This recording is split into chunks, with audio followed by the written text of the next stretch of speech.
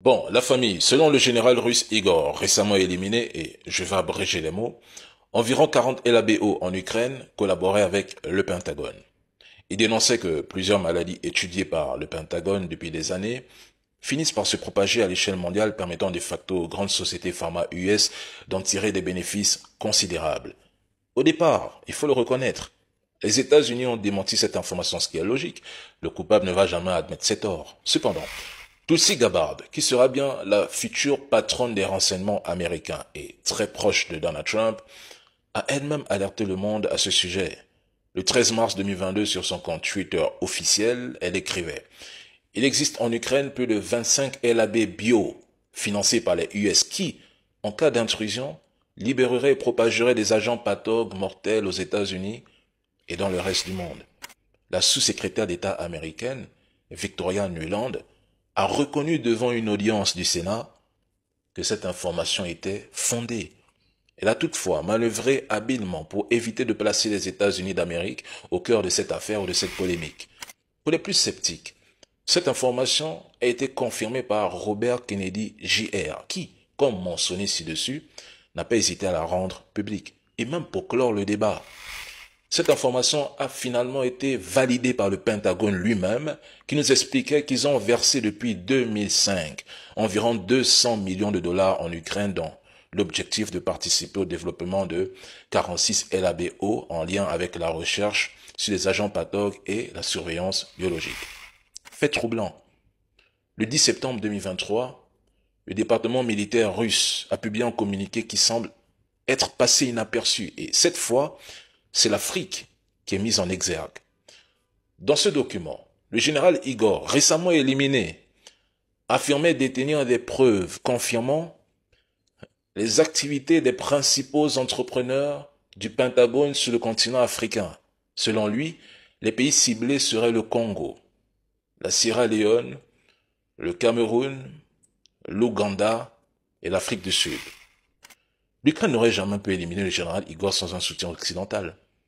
Cette opération était minutieusement préparée. Il est évident que le général Igor avait sérieusement compromis les intérêts de plusieurs groupes privés, ce qui a rendu son élimination inévitable. Pour mieux comprendre les enjeux, rappelons sa fonction. Il est à la tête des troupes russes de défense radiologique, chimique et biologique.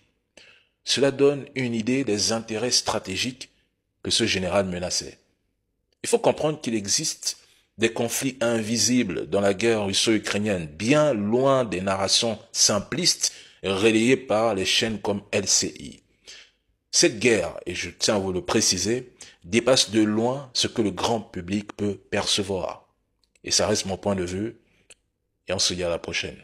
Bonjour la famille, j'espère que vous allez tous bien. Si vous êtes nouveau, n'oubliez pas de vous abonner à la chaîne et activer la cloche des notifications. Merci.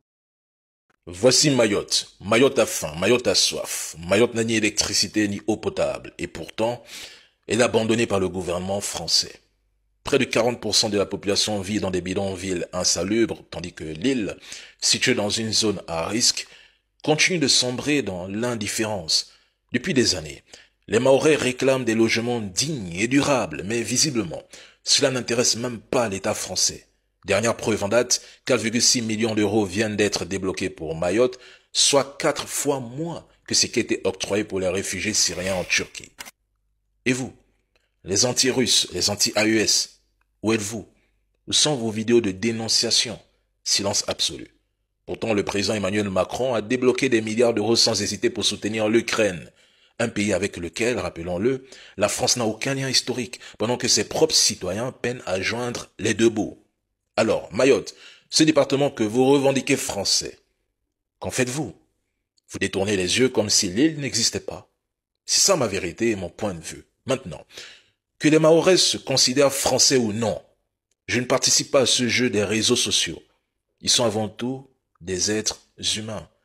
Ce qui se passe à Mayotte aujourd'hui pourrait très bien arriver ailleurs, y compris chez nous en Afrique. Prenez l'exemple du Mozambique qui est en Afrique. Si vous ne le savez pas, mesdames et messieurs, le même cyclone Chido qui a ravagé Mayotte a aussi causé d'énormes pertes humaines et matérielles au Mozambique. Et là, on pourrait se poser une question. Tout ceci est-il vraiment naturel?